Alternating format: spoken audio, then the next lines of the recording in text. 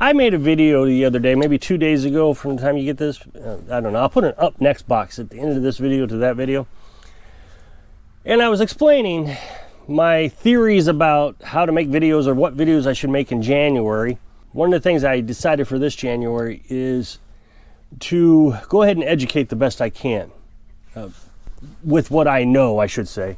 I made a video about the well, which I've made many times before, and I said people seem to like learning about the well. The video did actually really well. Now, when I say that, it didn't get a lot of views. So how did it do well if it didn't get a lot of views? YouTube rarely tries to push my videos out to a larger audience beyond people who normally watch my videos. But for some reason, about 3 hours into the video release, YouTube shoved it out to a huge audience. It still didn't get a lot of views, but it did get a lot of comments. And when YouTube does that, that means that YouTube thinks it's a good video. So I thought I'd do a follow-up, because in that video there was several questions about how this well works, which was amazing. I thought I did a great job covering it, but then there was a lot of good questions, and so I think I really need to cover this some more. So my well goes down roughly 30 feet. I've explained this, so bear with me, but I do need to recap some things. So it was drilled down 130 feet with a 6-inch diameter hole. There's a well casing that goes down it. That's a metal well casing that holds back the dirt from the well edges, sides from falling in. Now, some well casings will go all the way down to water level. My well casing only goes down about 30 feet. What they did is they took the well casing and drove it down until it hit bedrock. Once it hit bedrock, they stopped. I think nowadays they go ahead and push those all the way down to water level, but this is an old well. It was made probably or dug or drilled in the 60s or 70s, somewhere around there. So I've had to refurbish quite a bit of this, and so I put this in. This is called a well liner. So at the end of this pipe, there's what's called a well packer, and a well packer is basically a PVC pipe, a 4-inch PVC pipe, just like this, with rubber rings that go all the way around it. I think there's 4 rubber rings that go around it. Real heavy, thick rubber rings. And those rubber rings slide down against the well casing. So it makes a seal in between the well casing and this. So if there's dirt or debris or water that drains down, because the well casing can rot after a while, rust and roots go into it, they only last about 40 years. This prevents that dirt from dropping down into the well. I poured more concrete, and then I put in a well pump. So to explain the well pump real quick again, this is the well pump, very similar. This one's a little bit bigger in diameter. This one's I think a 4-inch well pump, and the one in here is a 3-inch well pump. I bought this one, and then after I put the well liner in, this one won't fit unless I take all the trim off, all that stuff that holds everything together. You got to take the screen off, all these screws. I would have to take that off so it would fit down here. Well, I just went ahead and bought another pump. This one's 33 gallons a minute. The one in the well is 13 gallons a minute. So as in that video, I explained that this down here above the screen is the motor. That's an electric motor that spins. Then you have the suction. The water goes into the here. And then this is the pump that pumps the water up into this pipe. So here's the pipe that actually comes out of the well. This is just my simulation. It's a 110 pump, 110 volt. So I can plug this into the house or the generator or the inverter. Water level comes down to 70 feet. So that means there's 60 feet of water, I think, something like that.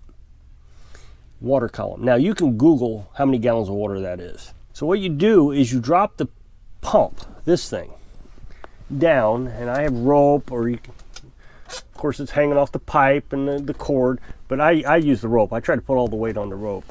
And so you drop that down. Now you don't want to drop it all the way to the bottom of the well, because it can pick up that sediment at the bottom. So you have to pick it up off the ground, I think about 10 feet. So that means there's 10 feet of water in between the bottom of this pump and the ground. So that means now that you have about 50 feet of water from the bottom of this pump to the top of the water level. So that means there's water above this pump. And the way you need to think about it is you can actually drop this pump into a lake if you wanted to. You can make a fountain out of it or pump water out of it for your drinking, whatever you want to do.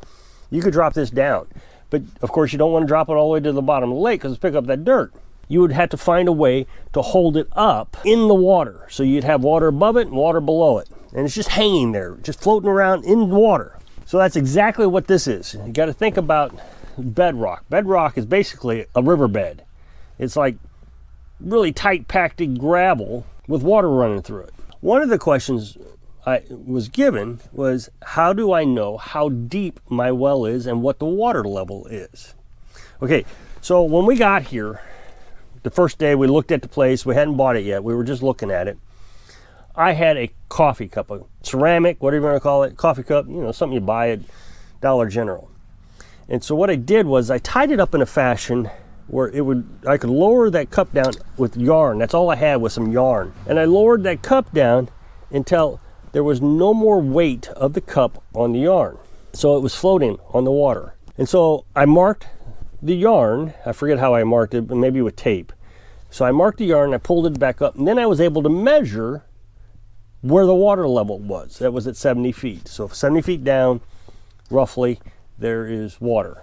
Well, then I wanted to see how deep the well is. I put lots of heavy rocks in the cup so it would sink. And when I got it down there, of course, it still floated. It didn't sink like I wanted to, so I had to kind of bounce it in the water so water would fill that cup up, and then it started to sink.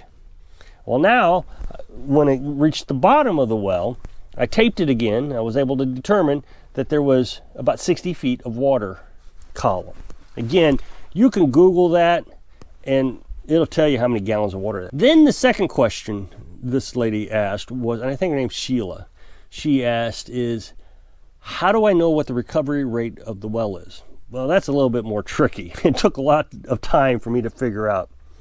But I'll try to explain it the best I can. My recovery rate is roughly 5 gallons a minute. And if you Google it, a good average of well recovery rate is in between 5 and 10 gallons a minute. So mine is maybe even probably 6 or 7 gallons a minute, but I timed it at 5 gallons. My method was very crude. Now, people who run well drilling operations, they have a device they can tell. I don't even know what the device looks like. I assumed it was some sort of ground penetration thing, but I have no idea. They can tell you what the recovery rate is. I pulled the well up to just below 70 feet. This, with the suction, was just below the water level, maybe a foot or two. So I measured out the pipe. I knew how long the pipe was. I lowered it down 70, let's call it 71 feet. And then I would turn the pump on. So I took a bucket and I would fill the bucket and I would count out 1 minute. If the pump ran out of water, then I knew that I was pumping too fast. So I would slow it down a little bit. After the well had filled back up, I would do it again, and this time it wasn't running out of the water. So I would adjust it again, see? And so I just kind of kept tweaking it. And so roughly, I counted out 1 minute and it filled the bucket without running out of water in the well. So I guesstimated that I'm at about 5 gallons a minute. Now I've got it where I know where this is supposed to be at, which is 5 gallons a minute, and it's roughly right there. If I do it too much, it'll run out of water pretty quick, actually. There's a lot of work. It's going to be a pain, but what I would recommend is not to really worry about it. Just assume your well is got a 5 gallon a minute recovery rate. Don't go over that. If you run out of water at 5 gallons a minute, you just fill the bucket and you count out 1 minute, and you're still pumping the well dry, then from what I learned on Google, your recovery rate may be too slow. Your well may be drying up. I mean, that's pretty bad. What you got to do then is you got to call the well guys out. They'll either drill a new well or dig yours deeper. I mean, that's just bad news. But I would suspect most wells are okay, especially in the Midwest. So I think I already answered the other question. The other question is, how do you know when the pump is in water and not bottoming out? If only the motor is on the ground. Hope that makes sense. Well, it kind of made sense.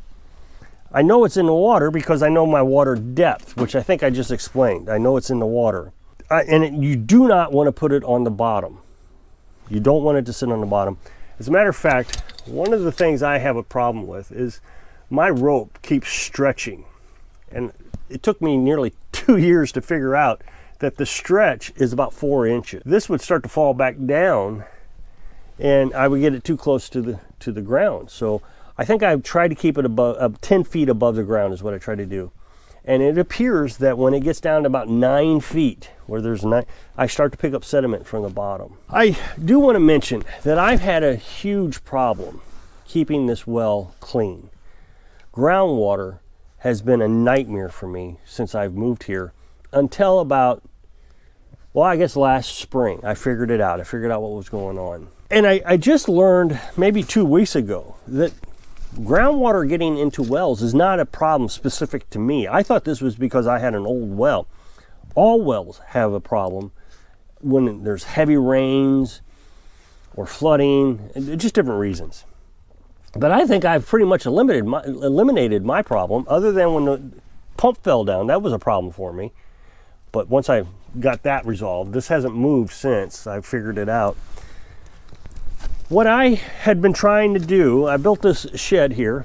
You can see it overhangs 2 feet at every side. So there's a 4-foot overhang.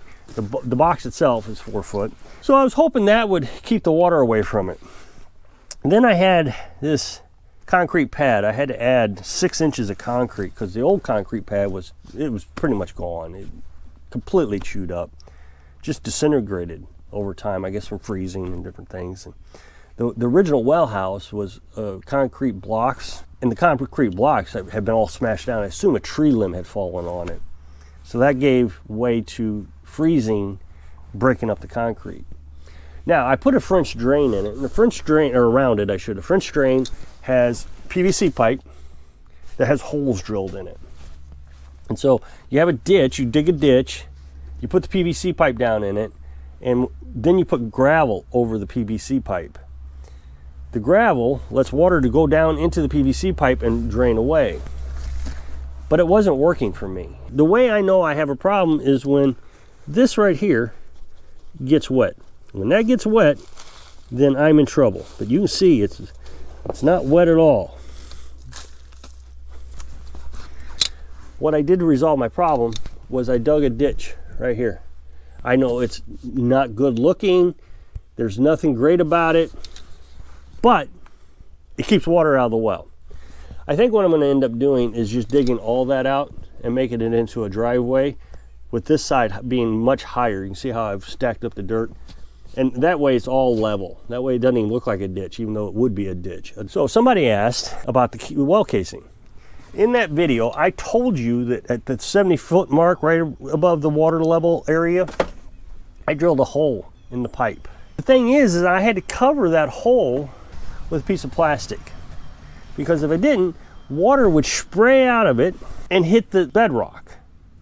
And so then you have sediment, bedrock and dirt and rocks falling down into the water that is going to make your water dirty.